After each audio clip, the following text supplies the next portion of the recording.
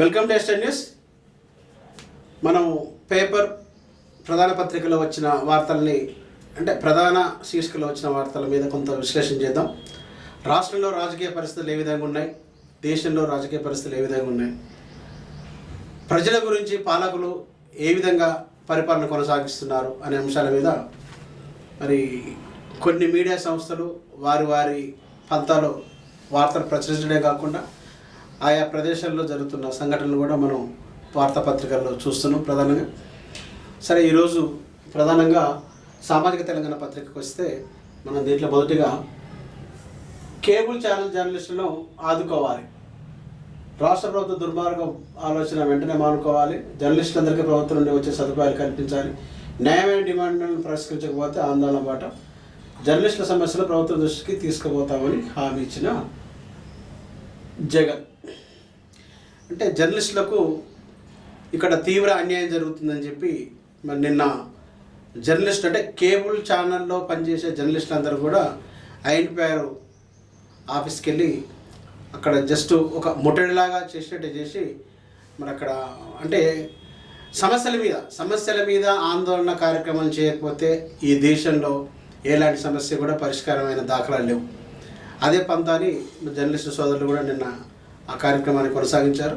అంటే వాళ్ళకి న్యాయమైన డిమాండ్ అంటే గతంలో ప్రతి కేబుల్ ఛానల్ కూడా మినిమం 12 అక్రిడేషన్లు ఐఎన్పిఆర్ నుండి, అదేవిధంగా జిల్లాల నుండి 4 అక్రిడేషన్లు వచ్చే విధంగా వాళ్ళకు ఉండేది. అంటే వాళ్ళకి జీతాలు లేవు, భత్యాలు లేవు, ఏం లేవు.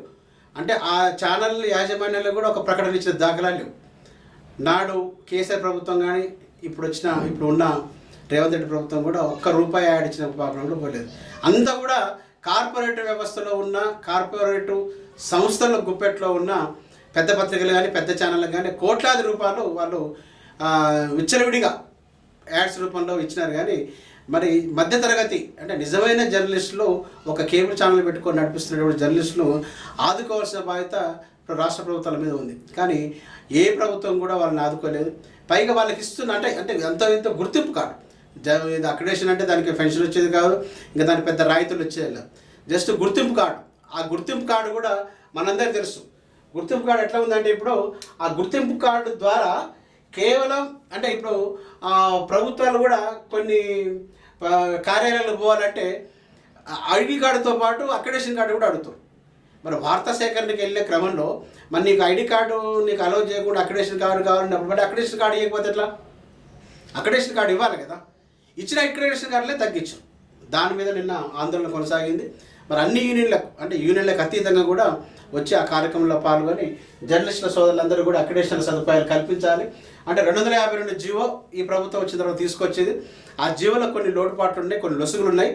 ఆ జీవో వలన కేబుల్ ఛానళ్ళ నిర్వాహకులకు కానీ కేబుల్ ఛానల్లో పనిచేసిన జర్నలిస్టులకు కూడా అన్యాయం జరుగుతుంది కాబట్టి దాన్ని సవరించాలని చెప్పి నిన్న ఆందోళన కార్యక్రమం చేశారు.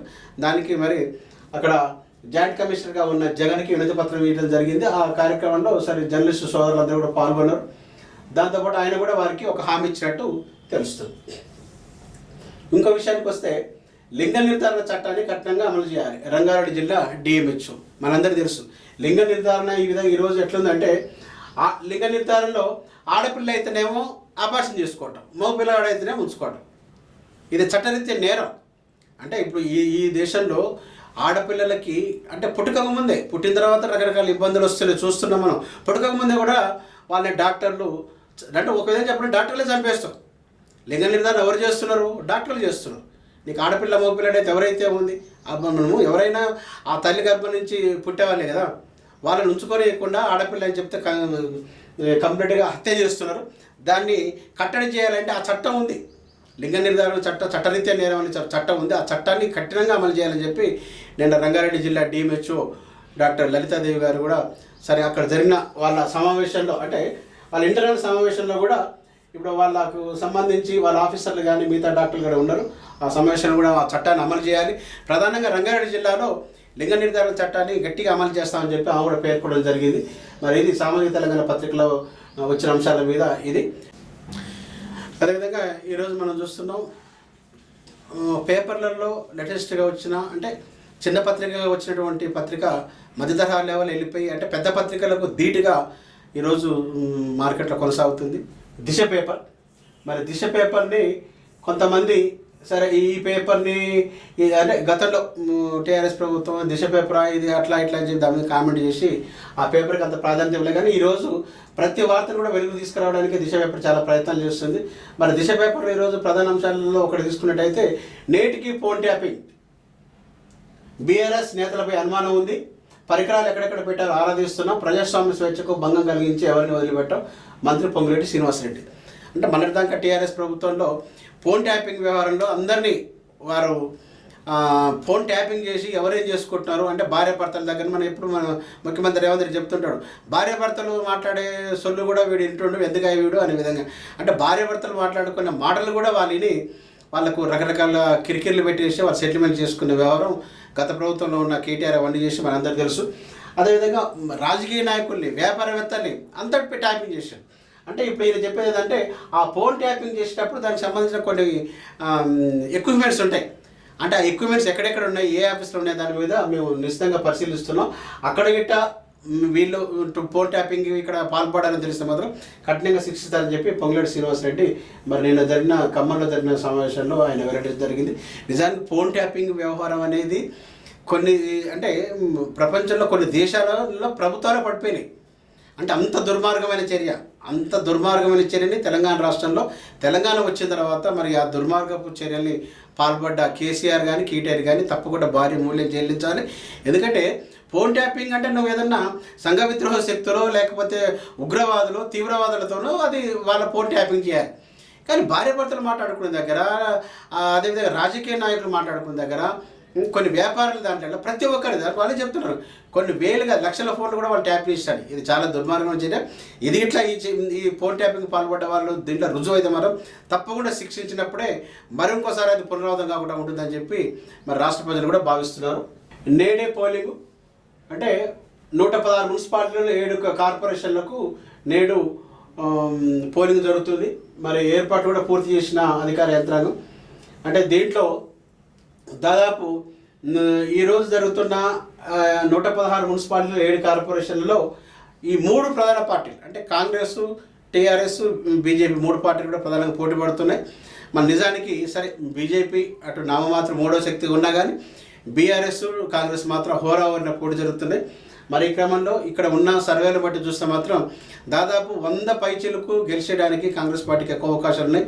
ఎందుకంటే ఇప్పుడు స్థానికులు కూడా ప్రజలు కూడా ఒకటే ఆలోచిస్తారు, ఇంకా ఈ ప్రభుత్వం 3 సంవత్సరాల కాల వ్యవధి ఉంది. ఈ 3 సంవత్సరాల కాల వ్యవధిలో మా పట్టణాలు, మా ప్రాంతాలు, మా వాడకట్లు అభివృద్ధి కావాలంటే తప్పకుండా మరి కాంగ్రెస్ పార్టీ అధికారం రావాలని చెప్పి వాళ్ళు కూడా భావిస్తున్నారు. అదేవిధంగా రేవంత్ రెడ్డి ముఖ్యమంత్రి అయిన తర్వాత కూడా సంక్షేమ పథకాలతో పాటు అభివృద్ధి పథకాలు కూడా చాలా ప్రవేశపెట్టినందున తప్పకుండా 100 అంటే 100కు పైచీలకు కాంగ్రెస్ పార్టీ గెలిచడానికి అవకాశం ఉన్నాయి. సరే ఏదేమైనా ఈరోజు అది ఆ పోలింగ్లో ఈరోజు ఓటర్ నాడు ఏ విధంగా ఉంది అనేది సాయంత్రం 5 గంటల దాకా 7 గంటల దాకా ఉంటుండొచ్చు ఈ కార్యక్రమం. రేపు లేదు ఎల్లుండి ఆ ఓటర్ లెక్కింపు ఉంటుంది. ఈరోజు మాత్రం పోలింగ్ వ్యవహారం ఈరోజు జరుగుతుంది. ఇదే దిశ పేపర్లో మన ప్రధాన అంశానికి వచ్చేసరికి తెలంగాణ రైతుల అప్పు 1.44 లక్షల కోట్లు, దేశంలో టాప్ 5లో తెలంగాణ, సగటున అన్నదాత నెత్తిపై 1.50 లక్షలు, దేశవ్యాప్తంగా రైతు రుణాలు 28 లక్షల కోట్లు, ఏపీలో మొత్తంగా 3 లక్షల కోట్లు, పార్లమెంట్లో కేంద్ర అధికార లెక్కల వెల్లడి. అయితే ఇక్కడ రైతులకు ఆర్థిక భరోసా ఇవ్వడానికి రైతు బంధు పథకం కానీ వాళ్ళకి విత్తనాల సబ్సిడీ కానీ ఇంకా వాళ్ళకి ఏమన్నా కార్యక్రమాలు ఉంటే దాన్ని రైతుకు 100% సహకరించాల్సిన అవసరం బాధ్యత కేంద్ర రాష్ట్ర ప్రభుత్వాల మీద ఉంది. అది ఎక్కడ నిజమైన రైతులు ఎవరైతే ఉన్నారో ఎక్కడ సేద్యం చేస్తున్నారో సేద్యం చేసే భూములకే వాళ్ళు రైతు బంధు పథకం కానీ వేరే ఇవ్వాలి. కానీ కేసీఆర్ ఏం చేసిండు, గుళ్ళకు కొన్ని హైవే రోడ్లకి ఎక్కడ ఎవడి పేరు మీద పట్ట ఉంటే వాడికి రైతు బంధు ఇచ్చి మనకందరూ తెలుసు. ఇప్పుడున్న మునుగోడు శాసనసభ్యులు రాజగోపాల్ రెడ్డి కానీ అదేవిధంగా చేవెళ్ళ మన మేడ్చల్ జిల్లా మంత్రిగా పనిచేసిన మల్లారెడ్డి కానీ వాళ్ళకి 3-4 కోట్లు పడుతున్నాయట వాళ్ళ అకౌంట్లో. అంటే ఒకరికొకరికి 3-4 కోట్లు పడితే వాళ్ళకి రైతు బంధు ఎందుకు? రైతు బంధు ఎవరికి కావాలి? రైతుకు సాయం చేసేవాడికి కావాలి. మరి ఇప్పుడు రాజగోపాల్ రెడ్డి ఆయన వ్యవసాయం చేస్తూ నాగలు బట్టి వ్యవసాయం చేసిండా, మల్లారెడ్డి నాగలు బట్టి దున్నిండా, ఏం చేసిండ వాళ్ళకి రైతు బంధు? అంటే అడ్డగోలుగా ఇబ్బడి ముబ్బడిగా వాళ్ళకు వేసేసి అంటే కొండల గుట్టలకి రైతు బంధు అనేది నువ్వు సాగు చేసడానికి, నువ్వు వ్యవసాయానికి కొంచెం ఆర్థిక సాయం చేయడానికి. కానీ కొండలు గుట్టలు బీడు భూములకు నువ్వు ఎందుకు వేసినావు ఇప్పటిదాకా? అంటే మొత్తం ఈ రైతు బంధు పథకం పేరు మీద మొత్తం ఎవరికైతే బడా భూస్వాములు ఉన్నారో వాళ్ళకి లబ్ధి చేకూరే విధంగా మరి నాడు కేసీఆర్ ప్రభుత్వం ఉంది. మరి నేటికి వచ్చేసరికి దాన్ని ఫిల్టర్ చేసాం. కాంగ్రెస్ పార్టీ వచ్చిన తర్వాత, రేవంత్ రెడ్డి వచ్చిన తర్వాత నిజమైన రైతులు ఎవరికి రైతు బంధు రావాలని దాని మీద ఫిల్టర్ చేయడం వల్ల కొంత ఆలస్యమైంది. కొన్ని చోట్ల 100కి 100 రూపాయలు అంటే 2 లక్షల రుణమాఫీ అయితే 2 లక్షల రుణమాఫీ చేశారు. ఆ ద్వారా రుణమాఫీ 1 లక్ష రూపాయలు రుణమాఫీ అని చెప్పి 10,000 చేసుకుంటూ వచ్చేసరికి మళ్ళీ సంవత్సరం వచ్చేవారికి ఈయన ఎంతైతే మాఫీ చేసిండో ఆ మాఫీ మళ్ళీ ఒడ్డుగా పేరుకపోయింది. దానివల్ల రైతుకి ఏం లాభం? అంత దుర్మార్గం చేసిండు. మరి రేవంత్ రెడ్డి వచ్చిన తర్వాత ఇక రైతు బంధు కానీ ఇదంతా రైతులకు మేలు చేకూరు పనులన్నీ కూడా సక్రమంగా జరుగుతున్నాయి. అదేవిధంగా మనం చూస్తున్నాం దేశంలోనే 5వ స్థానంలో తెలంగాణ. అంటే ఇక్కడ మనకు ఒకటే, రైతులకు మేలు చేసినప్పుడు దేశంలో 5వ స్థానం కాదు, ఒక స్థానంలో పర్లేదు. కానీ అప్పులేమో ఇప్పుడుగా రైతులు నెత్తుల మీద పెట్టేసి వాళ్ళ పేరు మీద ఎవరికో భూస్వాములకు నువ్వు డబ్బులు ఇవ్వటం వలన ఈరోజు అది ప్రతి రైతు తల మీద 1,50,000 అప్పులు ఉన్నాయంట. అంటే ఇప్పుడు మామూలుగా నువ్వు ఇచ్చిందేమో అంత ధరలకు, పెట్టుబడిదారులకు, వందల కొద్ది ఎకరాలు ఉన్న వాళ్ళకి. కానీ ఎకరం 2 ఎకరాలు ఉన్న మధ్యతరగతి సగటు రైతు మీద కూడా అంత అప్పులు చేయకూడదు చేయబట్టి ఇది చాలా దుర్మార్గం చర్య. అందుకనే కేసీఆర్ ప్రభుత్వ హయాంలో మొత్తం అన్ని ఇలాంటివే. ఒక్కటనే కాదు, రైతు బంధు అట్లాగే జరిగింది, ఫీ రీఇంబర్స్మెంట్ అట్లాగే జరిగింది, అట్లాగే ఆరోగ్యశ్రీ పథకాలు, సీఎం రిలీఫ్, ప్రతి దాని మీద కూడా మొత్తం అంటే వాళ్ళ జేబుల నుంచి ఏదో పప్పు బెల్లం పంచించినట్టు ఇచ్చింది తప్ప ఎక్కడ కూడా సరైన లబ్ధిదారులకు న్యాయం జరగలేదనేది రాష్ట్ర ప్రజలకు అందరూ తెలుసు. అందుకనే ఈ దఫాలో కూడా ఆయన 3వసారి కూడా వస్తాడనుకున్న ఆయన మూల కూర్చుండు. మరి ఇప్పటికైనా మేల్కొని మరి కాంగ్రెస్ పార్టీ ప్రభుత్వం నిజమైన రైతులు ఉండరు, వాళ్ళకు మేలు చేయాలని చెప్పి కోరుతున్నాం. మరో పత్రిక చూసినట్టయితే దొరల తెలంగాణ పత్రిక, నమస్తే తెలంగాణ. ఈ పత్రికలో సరే ఈయన వార్తలు మొత్తం కూడా అన్ని దిక్కుమాలిన వార్తలు, దిక్కుమాలిన వార్తలు రాశారు. దిక్కుమాలిన సర్కార్, ఉన్న హక్కులను కాపాడలేని అసమర్థ ప్రభుత్వం ఇది. హరీష్ రావు ఈయన బామ్మారిది వెళ్ళిన 10 సంవత్సరాలు మంచిగా దేశం మొత్తం, రాష్ట్రం మొత్తం కూడా దేదీప్యమానం వెళ్ళిపోయింది. ఇప్పుడు మాత్రం దిక్కుమాలిన ప్రభుత్వం అంట. కృష్ణా జలాల దోపిడీ అడ్డుకట్ట చూస్తున్న రేవంత్ రెడ్డి ప్రభుత్వం. అంటే ఇప్పుడు కృష్ణా జలాల మీద మొత్తం హక్కులు మొత్తం ఆంధ్రప్రదేశ్కి ఇచ్చింది నువ్వే కదా. జగను మీ మామ కలిసి ఇద్దరు కలిసి కపట నాటకం ఆడి తెలంగాణకు అన్యాయం చేసుకుంటూ ఆంధ్రప్రదేశ్కి న్యాయం జరిగే విధంగా మంచిగా ప్రజాభవన్కు పిలిపించి, అదే మన ఏంది మీ భవన్ పేరు ఏదో ఉంది కదా, ఆ భవన్లో పెట్టుకొని దాంట్లో మంచిగా తునకలు తినిపించేసి మొత్తం అన్యాయం చేసింది మీరే కదా. అందుకని మిమ్మల్ని మూల కూర్చోబెట్టారు. హరీష్ రావు నువ్వు మీ అల్లుడితో, మీ బామ్మారితో పోటీ పడుతున్నావు. ఆ పోటీ లేదో నువ్వు నెగ్గరాదు. ఇప్పుడు వర్కింగ్ ప్రెసిడెంట్ ఆయన ఉండు, కాబోయే ప్రెసిడెంట్ కూడా ఆయన ఉండు. నువ్వైతావా మీ బామ్మారితో అయితే చూసుకోండి. అటు ఇటు చేసినావు, కవితను ఎల్లగొట్టారు. మీకంటే ఎక్కువ కవిత పోరాడింది. కవిత గ్రామ స్థాయి నుంచి పోరాడింది. పాపం మహిళలను పరచడంలో కానీ, అంతో ఇంతో బతుకమ్మ ఆటల మీద కానీ మొత్తం తీసుకొచ్చింది. రాష్ట్ర వ్యాప్తంగా కూడా ఆమె ఒక ఇమేజ్ సృష్టించింది. కానీ ఈరోజు ఆమెను మెడలు బట్టి బయట నెట్టేసారు. నువ్వు కూడా నువ్వు పోయేవాడివే, కానీ నేను ఎందుకు ఆపిరు. కానీ ఇప్పటికైనా నీ స్థానం సుస్థిరం చేసుకో. కానీ నువ్వు రేవంత్ రెడ్డి మీద, లేకపోతే పొంగురెడ్డి శ్రీనివాసరెడ్డి మీద, కోమటిరెడ్డి వెంకటరెడ్డి మీద, వీళ్ళ మీద నోరు పారేసుకోవడం నీకేం లేదు. నీ సంగతి అంతా తెలుసు. నువ్వంతా అగ్గిపెట్టే హరీష్ రావు అని అందరూ తెలుసు. నీకు అగ్గిపెట్టే లేకుండా దొరకపోవడం వల్ల నువ్వు మొత్తం ఎంతోమంది 100 పిల్లల్ని నువ్వు బలిగొన్నావు. ఆ పాప నీ ఊకపోదు.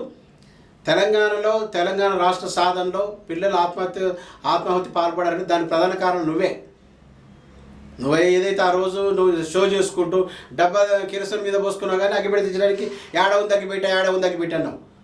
100 రూపాయలు పెట్టి పెట్రోల్ తెచ్చుకున్నావు కానీ 10 రూపాయలు పెట్టి అగ్గిపెట్టి తెచ్చుకోలేకపోయినావా? కాకపోతే అంటే షో చేసుకున్నావు. ఆ షోని పాపం అమాయకులైన పిల్లలు దానికి ఆవేశపడి వాళ్ళ జీవితాన్ని బుగ్గిపాలు చేసుకురు. వాళ్ళ జీవితంలో బుగ్గిపాలైన జీవితం మీద మీరు ఈరోజు 10 సంవత్సరాలు చేసుకొని దర్జా కూర్చొని 1000 కోట్లు మీరు దోసుకు తిన్నారు.